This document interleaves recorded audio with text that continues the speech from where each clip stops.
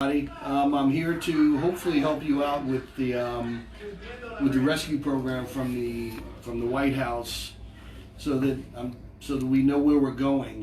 There's still a lot to be answered, but hopefully we'll be able to answer a bunch of your questions. How do you do this? Just wait for a question to come up. Mm-hmm. So before that, I guess I'll ask a few questions myself to start this thing. There are business issues and there's individual issues. I don't know what you'd like to ask first. I'm trying to figure out if I have any questions. They're coming. Hold on. Do I have questions? Not yet. Not yet. We'll talk about business stuff first. If you are a business, there are a few things that you can qualify for. One of them is a $10,000 grant that does not have to be paid back.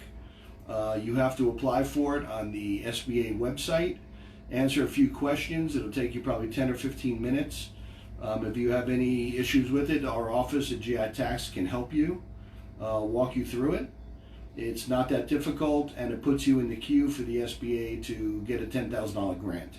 Hopefully this will help you stay in business for a short period of time while this mess is going on, until they capture the virus. And it should help you get through at least a little bit of time anyway, because it's $10,000.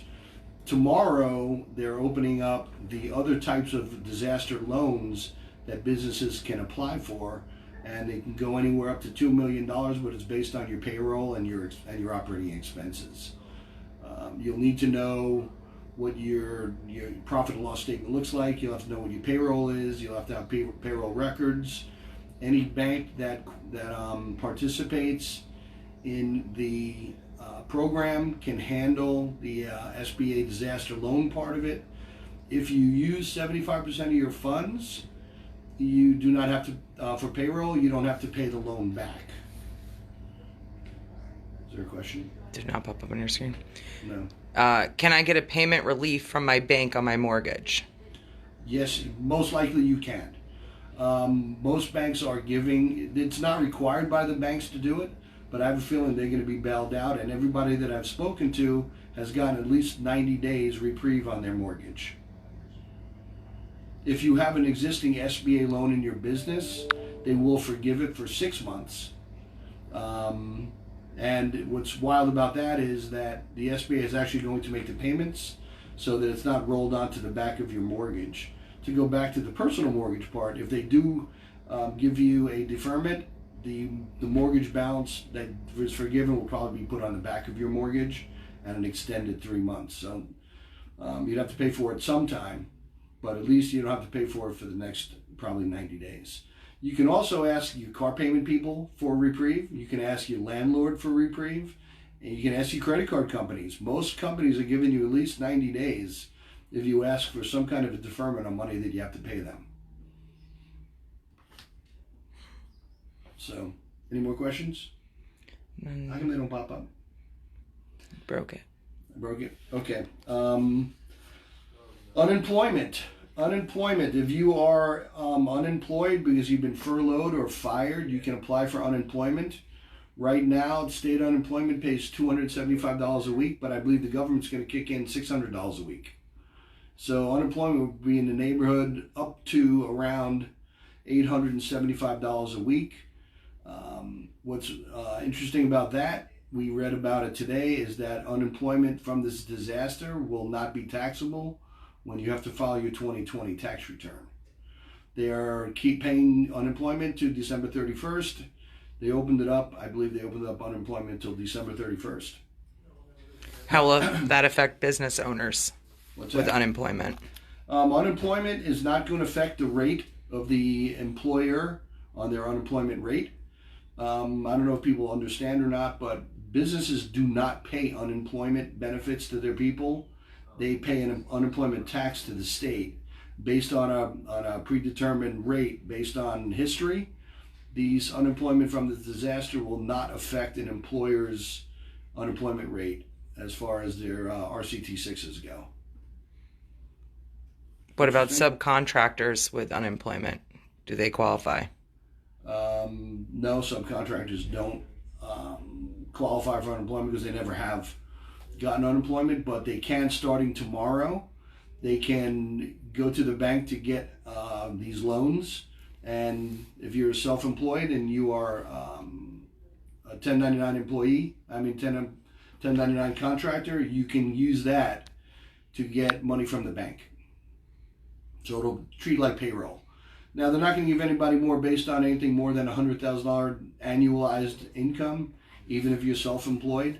But I believe that if you're self-employed and you can show 1099s, you'll probably be able to get 2.5 times your self-employment monthly income. Cool? Good question. That's a great question. One of the questions that I had is, can I get loans and unemployment? Yes, you can. If you're an employee, you can get unemployment. If you are a business owner, then you can have the loans. Okay? I don't believe owners or officers of businesses are allowed to apply for unemployment, but they can definitely get the loans from the bank. Can I get an economic injury disaster loan and a paycheck protection loan program? This is almost the same thing with the SBA. When you apply for the $10,000, it's considered the economic injury disaster loan for $10,000. It does not have to be paid back. But if you go to the bank starting tomorrow and you apply for the paycheck protection program, if they lend you money based on the payroll protection program part, you do not, the $10,000 gets rolled into that. If you use 75% of it for your payroll, you don't have to pay the loan back. Jackie Garcia. Will any of the stimulus money have to be repaid in the future?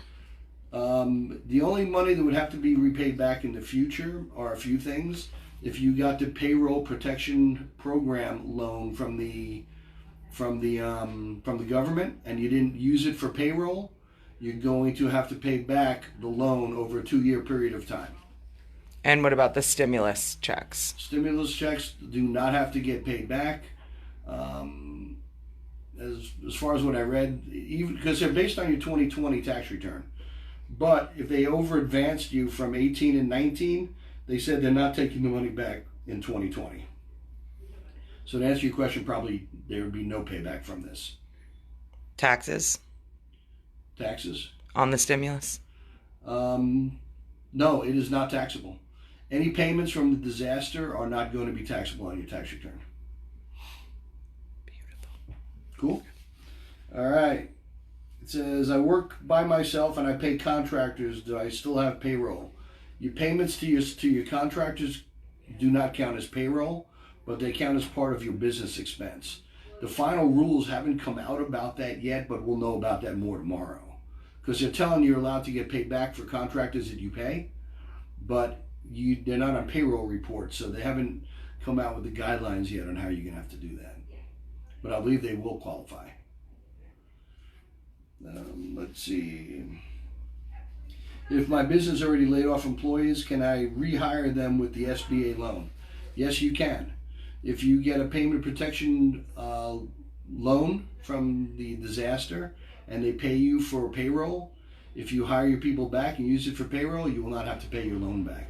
But that's what they want you to do. They want you to pay your payroll as opposed to having the unemployment people paying the payroll. They'd rather have the companies paying the payroll and keeping their people employed. Is collateral required for a loan? Not this type of loan, not the stimulus loan and not the payroll protection loan. There is no collateral required. The SBA does have a third type of loan. It is a disaster loan, a normal SBA loan, but for disaster. You can get up to $10 million with a 30-year repayment. That loan might require collateral. They don't always require collateral, but anything that is available to collateralize, they will take as collateral. And then I have an LLC business and am a statutory employee. Will I be able to apply for grants for both of my businesses? Yes, you will. We just had that case come up today. You're allowed to, every business stands on its own. So any way that you have recorded your payroll or your expenses on your businesses, on your tax returns, is what's going to determine if they qualify for any kind of assistance or not. If you have a company that you didn't report on your tax return in the last few years, you're probably not going to be able to get any money from that business, I would think. If it is listed as a Schedule C, as a sole proprietorship, it will qualify. If you do not have an EIN number, your social security number will qualify as your business. But it's going to have to be documented on your past 2 years' tax returns. If your business is newer than 2018, then only 2019 will work. They also say that if you start a business this year, you'll still be able to apply for funds even though your business is brand new.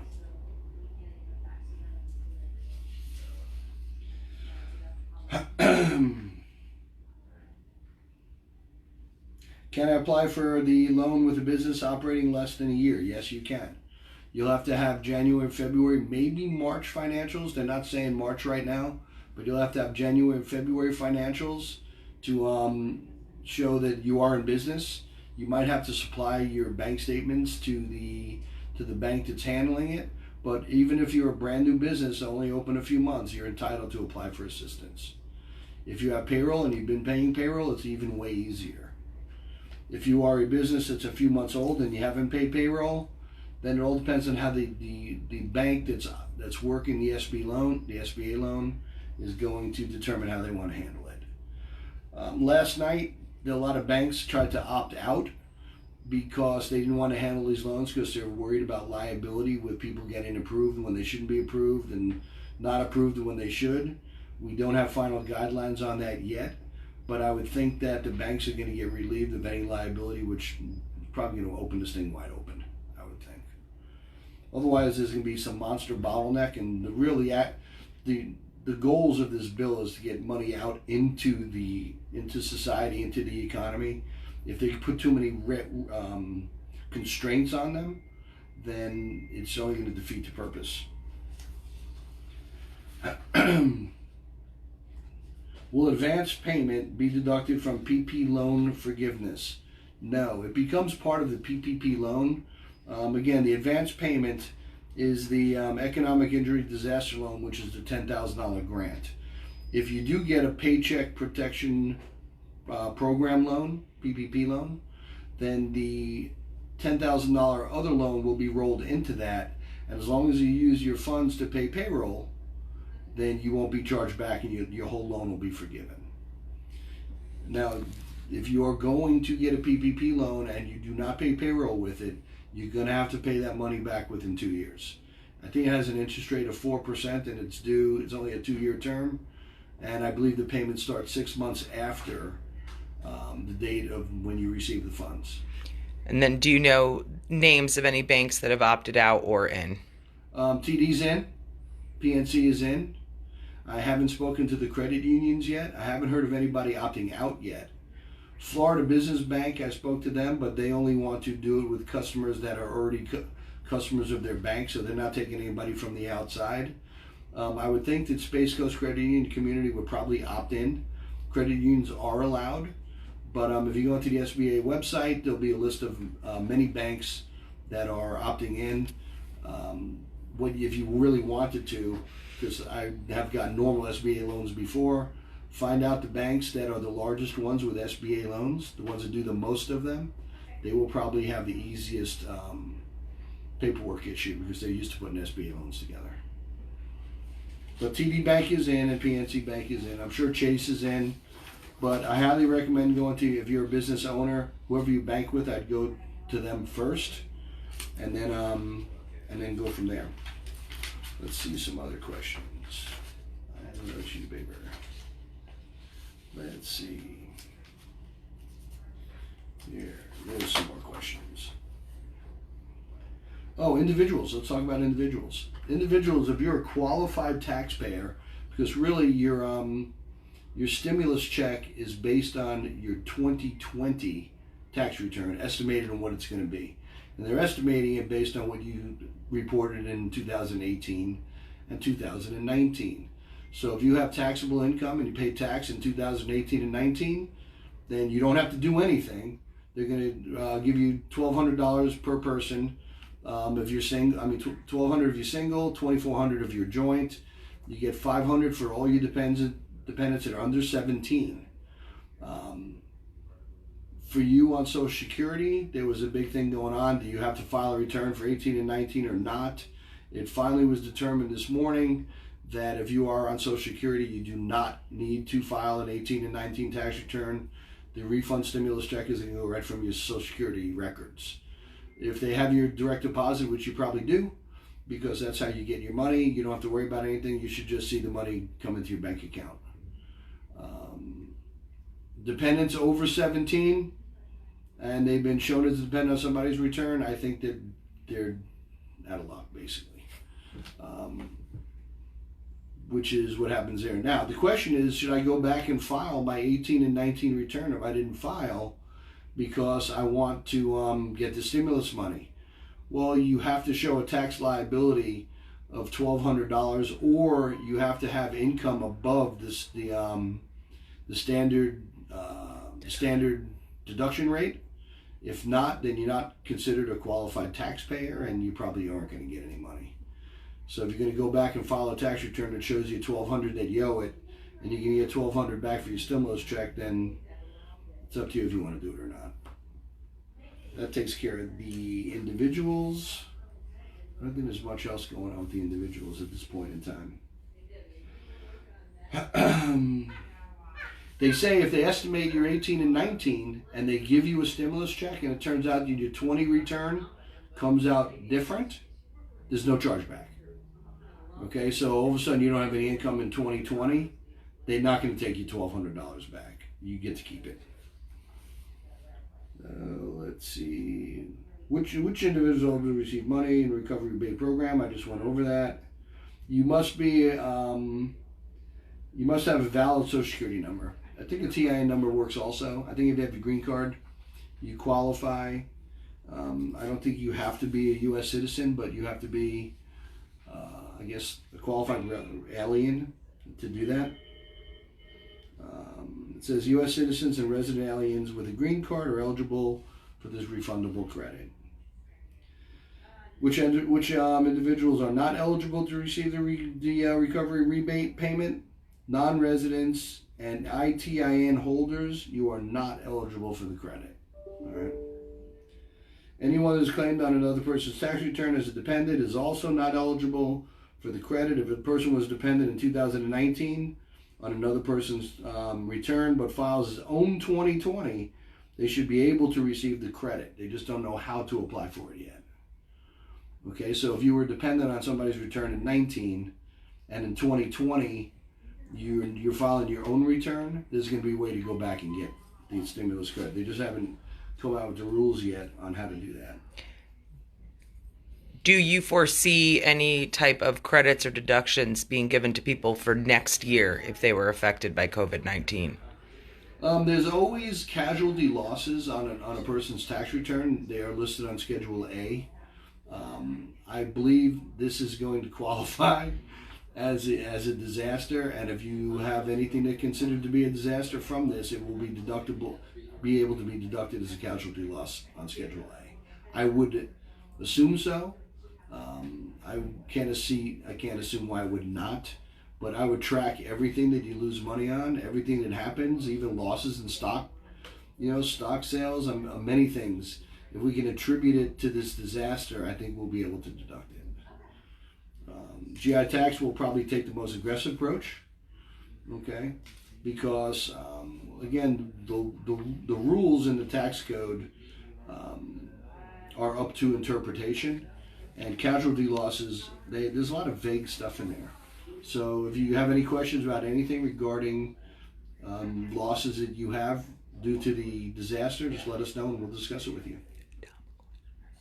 Can an employee quit their current job and then file for benefits? Not if they're continually working there.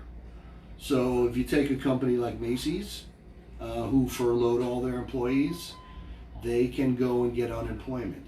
But if you're a business where everybody's still employed and you're getting paid by your employer, then it's like unemployment any other time. You can't quit a job that you have in order to be able to go get unemployment. That would make sense. Let's see. It says, what are the income requirements for a taxpayer to receive the recovery rebate program? We discussed that a little while ago. You have to have at least $2,500 in some kind of income, Social Security, retirement income, required distributions from IRA accounts will qualify as qualifying income. So you can't have no income and get the rebate. But if you have $2,500 or more of interest and dividends, that qualifies, I believe. But it's more of Social Security and retirement income.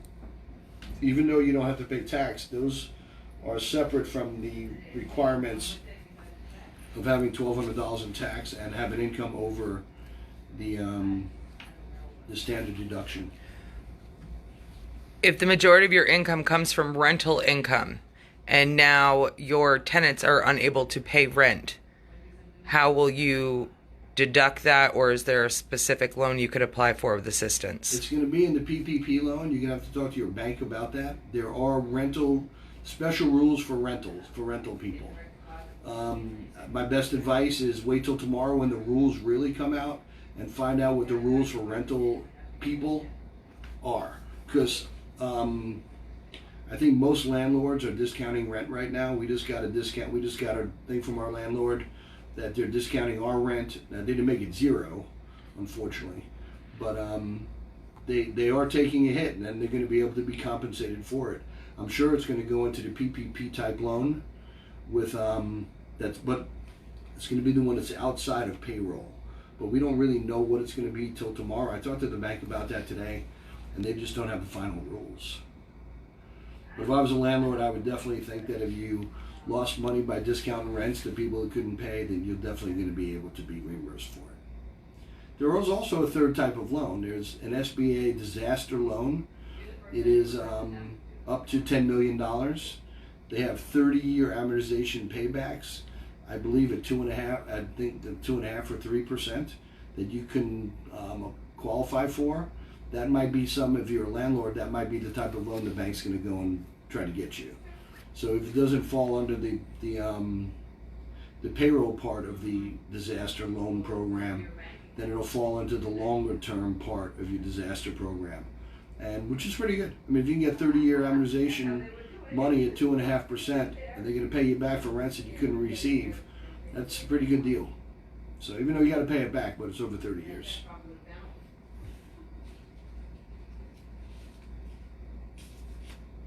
Will individuals that have a delinquent tax obligation or student loans that are taken out of their tax refunds, are they going to be able to receive their rebate? Yes. Okay. They are not going to defer any payments from the tax, from the relief payment to pay prior tax obligations or unpaid student loans.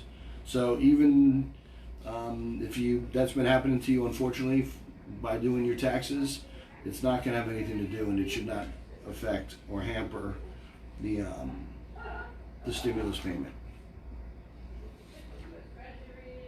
Will individuals have to file 2019 tax returns to get advanced recovery rebate program? It depends. If you have 18 filed, it's fine. Okay, you don't have to worry about 19. Okay, but you're going to have 18 or 19 to file, and we discussed that before.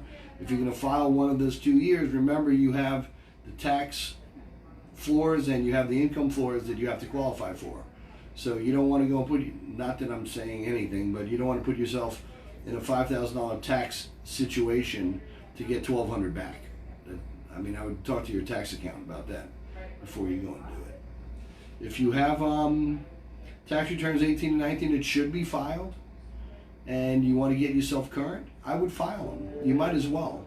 You can always make payment plans and installment arrangements with the IRS when you want to pay any past due taxes that's not paid. But if you do file it, you'll get your stimulus money. So it's a good way to subsidize catching up your tax filing. So if you didn't file in a previous year's tax return, contact us at GI Tax, and we'll discuss it with you. We'll let you know what we think the right thing to do is, and if you can get yourself into a better situation from this lousy disaster, then we're better off. What is the process for sending recovery rebate payments? That's a great question because nobody knows. I even spoke to the SBA today, and they don't know when the payments are going to start coming out. But they're saying that hopefully, in the business side, it's supposed to be 3 to 5 days after an approved application. People started filing for the $10,000 applications just a few days ago, and they said within 3 to 5 days we'll know what's going on with those applications. As far as the individual stimulus payments go, I hear that it's supposed to be by the end of next week into the middle of April. So if I was to guess, I would plan on not having it before April 15th. I would think. Maybe Easter, because Trump likes Easter, likes talking about Easter. Maybe everybody will have their stimulus payments before Easter weekend. Because of the tax deadline getting extended to July 15th, filing extension at that point, will it still give you an additional few months at the end of it, or will it still be due in the fall? It's still going to be due October 15th. They haven't changed that. But remember that an extension is an extension to file taxes, not an extension to pay. So if you owe money when you file your extension or you file your tax return, even though that you had an extension to file to time to file, we don't know what's going to happen with the interest on the money that's due, because it should have been paid by April 15th. It should have been paid by January 31st, actually, by January 15th. So I would think that they're going to waive the penalty for filing late, but still be careful with the interest on the amount of tax that you didn't pay that you should have paid by January 15th. That's going to be a crummy one, because a lot of people probably think that that was also delayed. But remember, an extension is not an extension to pay, it's an extension to file. So you won't have any penalties for late filing, but you're still probably going to have a penalty for late payment of tax if you owe tax at that point in time. Now, what's going to happen with the interest between April 15th and July 15th? Maybe they'll give you a reprieve for that 3-month period of time, but I wouldn't count on it. Treasury, let's see, any good questions?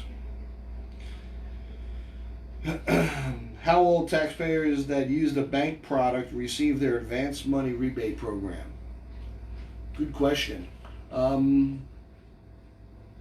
have to look that one up, but I would probably think that that you're gonna get a check. I would think, because they don't really have your bank account. When they refund the money, when they give you a refund, it goes to the bank, and the IRS doesn't have record of your individual bank account. So I would probably think that that's going to be a check. Now they're saying checks aren't going to be that delayed. I heard people saying it's going to be 8 months till I get my check. That's not true. I talked to them the other day, and they said that the checks will only take a few more days. Just because it's not going to be a direct deposit, it's not going to delay it much. They're just going to go and they're going to type the checks. So the period that'll be delayed will be the amount of time it takes them to print the check and mail it, basically. Might be a few. That's a good question. Oh, wait. Direct deposit is rumored to come April 8th. Is there any truth to this? They want to get it to you by April 8th. I haven't read that yet. So I don't know. I mean, hopefully. That would be great. But they haven't yet come out with how they're going to... I mean, I hope so. I wouldn't count on it. And then I spoke with my bank and asked if I apply for both the grants and the different loans of PPO and the SBA disaster loan. They told me it could send a red flag and I won't qualify for either. Is that true? I doubt it. I don't know who would have told you that. The way I feel about red flags, nobody should worry about red flags. If you're entitled to something, then you get it. Okay? I talked to them today about applying, because there's only one application right now. There's no 2 applications. There's only one. You go through the SBA site, and there's this 10 or 15 minute application that puts you in the system.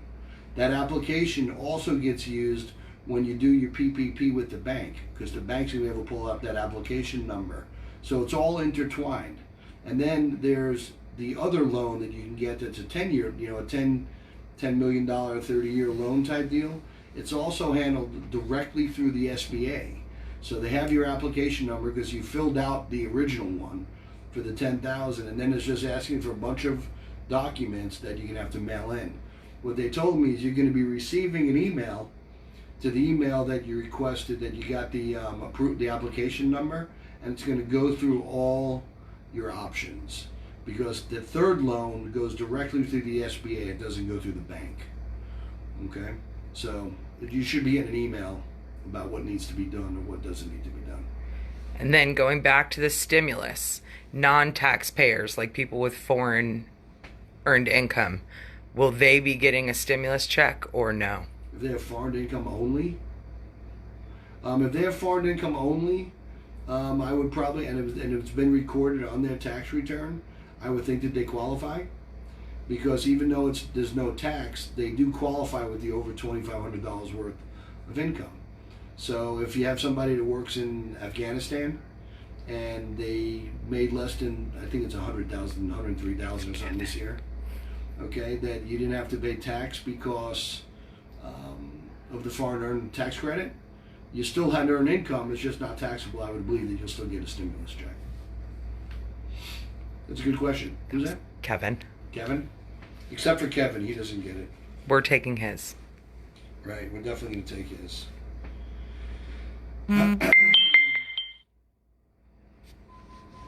It says here that the Treasury Department has indicated that the procedures will be out by tomorrow. I talked to TD Bank again today. I've been talking to them a whole bunch. They hope they get it by tomorrow. Sometimes they said they heard it might be the 4th, not the 3rd. We're open to GI tax 7 days a week. I mean, we kind of close it on the weekends now, but we're here by appointment. If you have any questions, you need any help whatsoever, just call us at 321-259-4482. If you want to email us, you can email us at, what's your email address? At docs, DOCS, at gitax.com. And I'm looking forward to helping anybody out. Any more questions? Give it a minute. Do you have any questions, Emily? No, I know everything. Okay. Kevin, any other questions? Jennifer's on. Johnson. Say hi. Hi, Jennifer. All right, if anybody has any questions, feel free to call us. We've been fielding questions. Do not hesitate to contact us. We kind of know this stuff. We're getting backwards and forwards. We will tell you the truth. Okay, a lot of people don't. I hope they. I don't think they know as much. We've been studying this big time, and we've been fielding hundreds and hundreds of questions. So, and don't feel free. Feel free. Anybody out there to give us a call, and we'll help you any way we can. Thanks.